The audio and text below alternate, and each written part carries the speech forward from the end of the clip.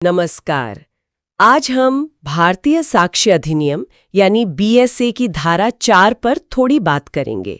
ये धारा उन तथ्यों के बारे में है जो कई बार अलग दिखते हैं पर असल में एक ही समव्यवहार का हिस्सा माने जाते हैं।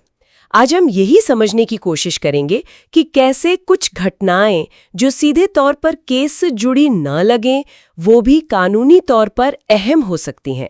और हमारी ये चर्चा जो वकील विशाल कौशिक जी ने समझाया है उस पर आधारित है। जी बिल्कुल। और ये जो कॉन्सेप्ट है इसे लैटिन में रेस गेस्टे भी कहते हैं। रेस गेस्टे जिसका मतलब होता है की गई चीजें या जो घटनाएं हुई, ये कानून में बहुत अहम है। अच्छा, रेस गेस्टे। तो फिर ये एक ही समव्यवहार का हिस्सा होने का असली मतलब क्या हुआ?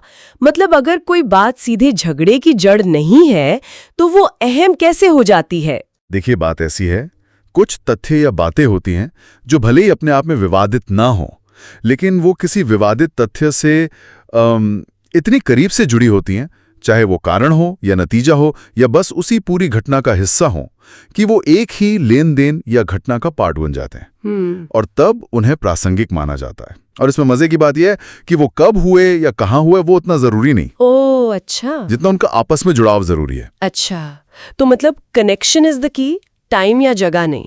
ये तो इंटरेस्टिंग है। तो अदालतों में ये काम कैसे करता है फिर? ये सिद्धांत असल में उन घटनाओं, बयानों या रिएक्शंस को कवर करता है जो मुख्य घटना के इतने नजदीक होते हैं कि वो उसी का हिस्सा लगते हैं। जैसे सोचिए, कोई अचानक चीख निकल गई या कोई फौरन की प्रतिक्रिया हुई या घटना के ठीक पहले या बाद की कोई हरकत। हाँ। क्योंकि ये जो स्पॉन्टेनियस चीजें होती है ना, वो अक्सर सच के ज्यादा करीब होती हैं। उनमें बनावट की गुंजाइश कम होती है। हाँ, ये बात तो है। इसे कुछ उदाहरणों से समझना शायद ज्यादा आसान होगा। हाँ बिल्कुल। जैसे मान लीजिए, अ पर ब को पीट कर मार डालने का इल्जाम है। अब उस मारपीट से ठीक पहले या उसके दौरान या फौरन बाद अ ने, ब ने या वहां जो भी लोग खड़े थे, उन्होंने जो कुछ भी कहा या किया, जैसे कोई चिल्लाया, कोई भागा, किसी ने कोई धमकी दी, वो सब रेलेवेंट हो जाता है। ये सारे टुकड़े मिलकर ही तो घटना की पूरी तस्वीर बनाते हैं। समझ गई, जैसे पजल के पीसेस की तरह। अच्छा, और अगर मामला थोड़ा बड़ा हो, कोई साजिश जैसा, जैसे सरकार के खिलाफ बगावत? हाँ, बढ़िया सवाल है।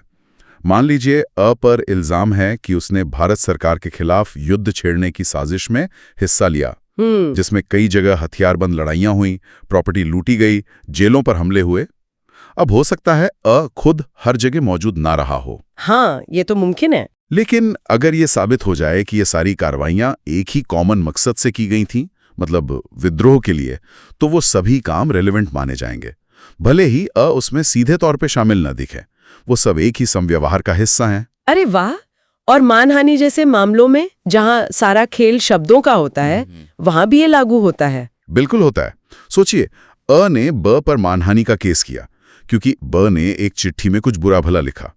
अब अगर अ और ब के बीच चिट्ठियों का एक पूरा सिलसिला चला है, तो उस पूरी सीरीज के दूसरे पत्र भी रेलेवेंट हो सकते हैं। अच्छा, भले उनमें सीधे वो अपमान वाली बात ना हो। हाँ, क्योंकि वो पूरी बातचीत का कॉन्टेक्स्ट समझने में मदद करते हैं कि भाई बात यहां तक पहुंची कैसे। इसी तरह अगर कोई सामान कई लोगों के हाथों से गुजर के डिलीवर हुआ है, तो हर डिलीवरी का एक्ट वो भी रेलेवेंट है, ये दिखाने के लिए कि पूरा ट्रांजैक्शन कैसे हुआ। क्या अदालतों के कुछ खास फैसले हैं इस पर जिनसे ये बात और साफ होती हो? हाँ, कई हैं। जैसे एक केस था सुखर बनाम उत्तर प्रदेश राज्य। उसमें हमले के फौरन बाद जो पीड़ित ने बयान दिया था, उसे इसी रेस गेस्टे के तहत अहम सबूत माना गया। एक और केस जंटेला विजय वर्धन राव बनाम आंध्र प्रदेश राज्य में एक बम धमाके के बाद जो अफरा तफरी मची, लोगों ने जो बयान दिए, उन सबको एक ही घटना का हिस्सा माना गया। और वो एक मामला था शायद जिसमें एक बच्ची गवाह थी, वो भी इसी से जुड़ा है। हाँ, आप शायद रतन सिंह बनाम हिमाचल प्रदेश राज्य की बात कर रही हैं। वो वाकई एक दुखद मामला था। एक छोटी बच्ची ने अपनी मां पर हमला होते देखा और उसने तुरंत बाद जो बताया, उसे अदालत ने रेस गेस्टे के तहत ही माना था। ये माना गया कि बच्ची का बयान घटना की फौरी और स्वाभाविक प्रतिक्रिया थी, सोची समझी कहानी नहीं। तो असल में कोर्ट में वकील और जज इसका इस्तेमाल कैसे करते हैं? क्या इससे मतलब कभी गलत सबूत पेश होने का डर नहीं रहता? इसका मेन इस्तेमाल होता है अपराध के ठीक पहले या बाद की जो स्पॉन्टेनियस प्रतिक्रियाएं होती हैं, चीखें, बयान, हरकतें, उनको सबूत के तौर पर लाने में। ये साजिश, हत्या, दंगे जैसे मामलों में घटना का कॉन्टेक्स्ट, उसकी कंटिन्यूटी और कभी-कभी जुर्म के पीछे का इरादा या तैयारी साबित करने में मदद करता है। जी। जहां तक गलत इस्तेमाल के खतरे की बात है, तो देखिए अदालतें हमेशा सावधान रहती हैं। अच्छा। जज को ये देखना होता है कि जो तथ्य पेश किया जा रहा है वो वाकई मुख्य घटना का हिस्सा है भी या नहीं, कहीं उसे जबरदस्ती तो नहीं जोड़ा जा रहा। विवेक का इस्तेमाल यहाँ बहुत जरूरी है। ठीक है, तो अगर हम आज की इस चर्चा का निचोड़ निकालें तो धारा 4 यानी रेस गेस्टे क्या कहेंगे आप?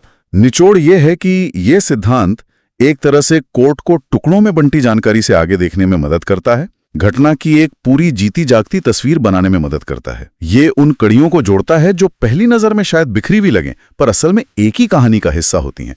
इससे सच तक पहुंचना आसान हो जाता है। ये वाकई काफी दिलचस्प है कि कानून कैसे इन बिखरी हुई कड़ियों को जोड़कर एक पूरी तस्वीर बना सकता है। पर एक सवाल मेरे मन में फिर भी आता है, आखिर वो लाइन कहाँ है? मतलब कोई घटना या बयान एक ही समव्यवहार का हिस्सा कब तक माना जा सकता है? कोई रिएक्शन घटना की कितनी देर बाद तक उसका हिस्सा माना जाएगा? ये रेलेवेंस की, प्रासंगिकता की सीमा कहाँ तय होनी चाहिए? ये सोचने वाली बात है।